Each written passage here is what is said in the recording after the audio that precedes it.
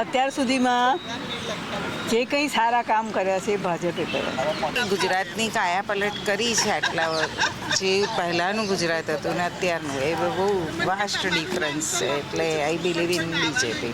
રસ્તાઓ તમે જુઓ અત્યારે તો ઇન્ફ્રાસ્ટ્રક્ચર બધું જ બધામાં આપણે આગળ જ છે અત્યારે એમ. અને આ તો આપણે ખાલી ઇન્ડિયા નહીં, વર્લ્ડ વાઇડ આપણે આગળ છે એમ. વર્લ્ડ વાઇડ આખા વિશ્વમાં આખા વર્લ્ડ વાઇડ આગળ.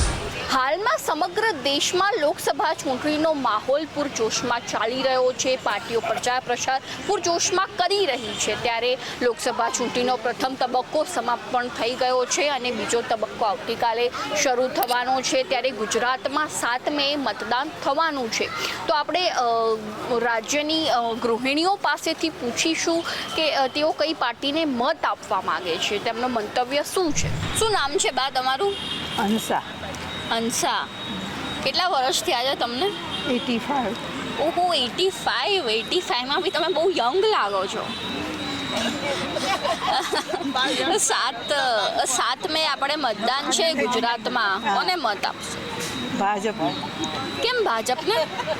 અત્યાર સુધીમાં જે કંઈ સારા કામ કર્યા છે એ ભાજપે કર્યા. બસ તમને તો 85 વર્ષ થયા છે, તો તમે તો સરકારને, બંને સરકારને સારી રીતે જોઈ છે. કોંગ્રેસને બી જોઈ છે, ભાજપને બી જોઈ. બહેનો માટે કર્યું છે, વડીલો એટલે ઘરડાઓ માટે કર્યું છે અને બીજા બધા ક્ષેત્રમાં ઘણું સારું કામ કર્યું છે. કેમ ઘરડાઓ માટે શું કર્યું? સિનિયર સિટીઝન માટે કર્યું છે ને એમને આરોગ્યને લગતું. હા. તો શું નામ છે બેન તમારું? પ્રીતિ. તમે હાઉસવાઈફ જ છો? ના, વર્કિંગ. Working woman. કેટલા વર્ષ થયા છે તમને? હું નાવ એજ 63. 63 યર થયા છે. ઓકે. અને કઈ સ્કૂલમાં ભણાવો છો તમે? આનંદ નિકેતન. આનંદ નિકેતન સ્કૂલમાં ભણાવો છો. આપણે 7 તારીખે જે મતદાન યોજાવાનું છે ગુજરાતમાં, તો તમે કોને વોટ આપશો?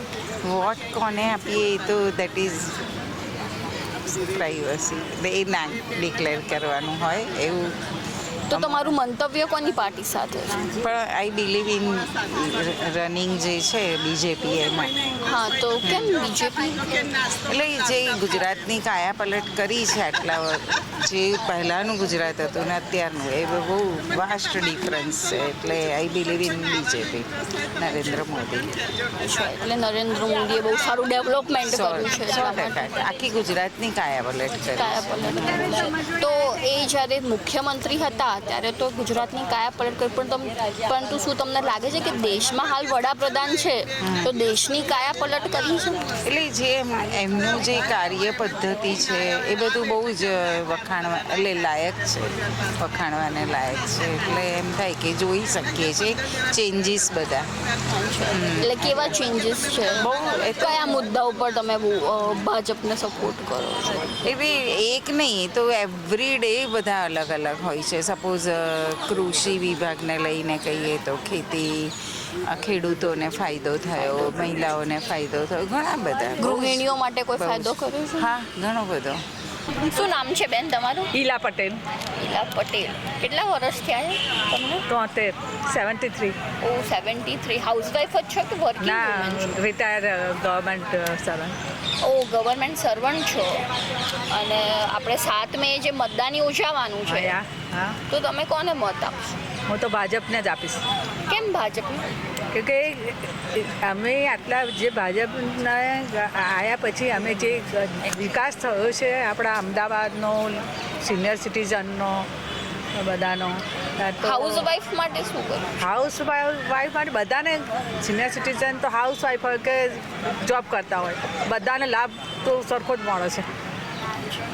અને સંસદમાં જે 33% મહિલાઓ માટે અનામત બિલ પાસ થયું છે, તો આ વખતની ચૂંટણીમાં તો ભાજપ દ્વારા માત્ર 100% મહિલાઓને ટિકિટ આપવામાં આવી છે. તો હવે આમાં કયું રાજકારણ છે ને એ લોકોને શું ગણતરી છે ખબર નથી પડતી. બાકી મહિલાઓ પણ જેન્ટ્સ જેટલી જ કેપેબલ હોય છે, પણ આમાં શું થાય છે કે મહિલા ચૂંટાય પણ એનો વહીવટ તો એનો ઘરવાળો જ કરતો હોય.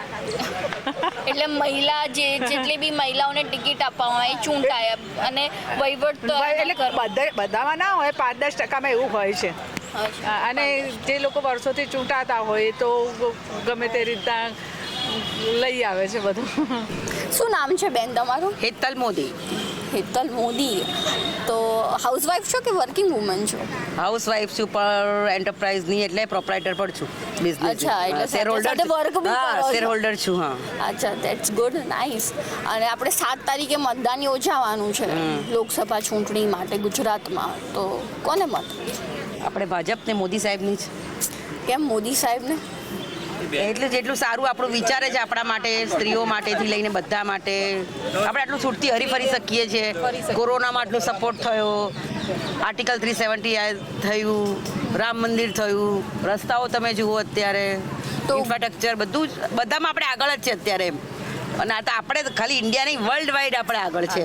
વર્લ્ડ વાઇડ, આખા વિશ્વમાં, આખા વર્લ્ડ વાઇડ આગળ છે. એકલા ઓનલી ઇન્ડિયા નહીં પણ વર્લ્ડ વાઇડ આગળ છે. આવો કોઈ પુરુષ છે નહીં આપણા આખા ઇન્ડિયામાં કે આટલા બધાને એક સાથે લઈને ચાલી શકે. એ વિરોધીઓને બી એટલી સરસ રીતે બેસાડી શકે છે ને કે જે આપણે તો એમનામાંથી ઘણું શીખવા જેવું છે.